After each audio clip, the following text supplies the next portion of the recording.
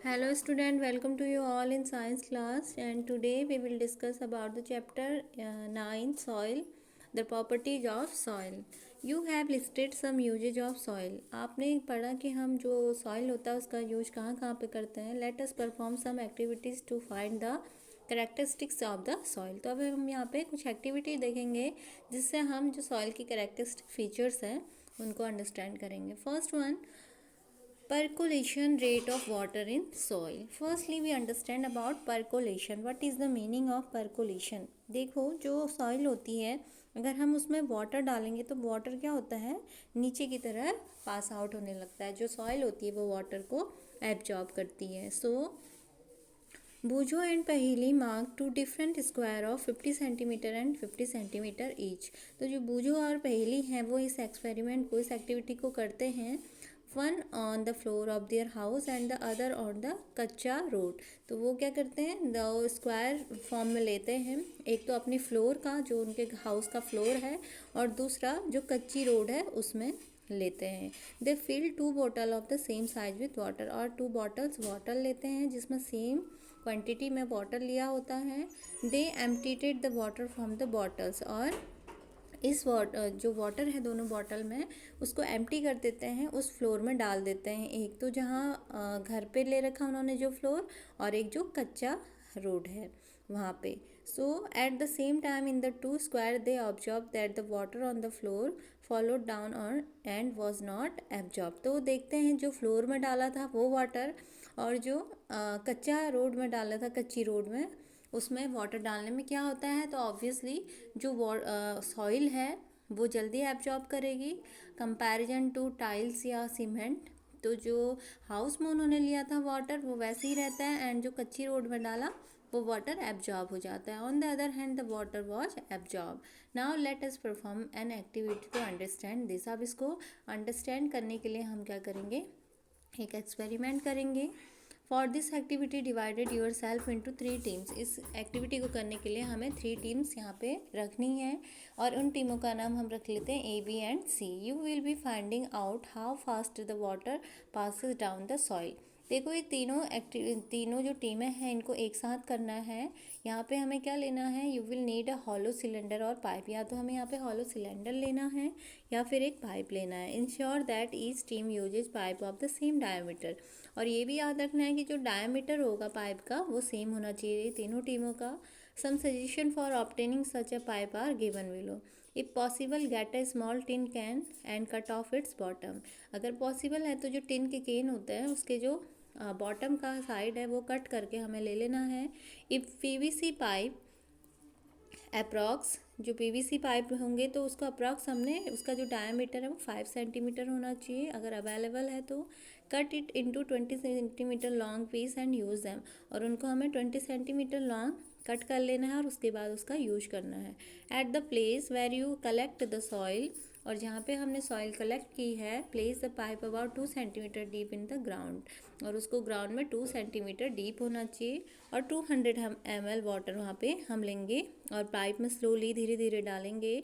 For measuring 200 ml water you can use any empty 200 ml bottle. तो जब तक bottle से हम पानी डालेंगे उस हॉलो सिलेंडर में या टिन के कैन में, तब तक, जब तक वो एम्प्टी नहीं हो जाता तो हमने उसको नहीं नोट डाउन करना है. After when the empty, when we noted down the absorption rate of soil the water, that time when you start pouring water, इस टाइम हम उसमें वाटर डालना स्टार्ट करेंगे.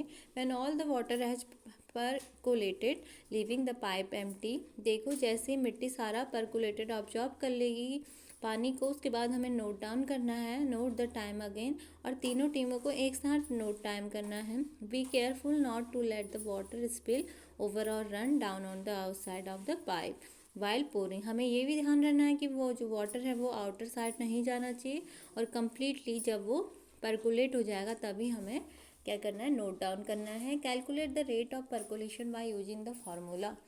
तो हम इस परकुलेशन रेट को जानने के लिए एक फार्मूला भी अप्लाई करते हैं.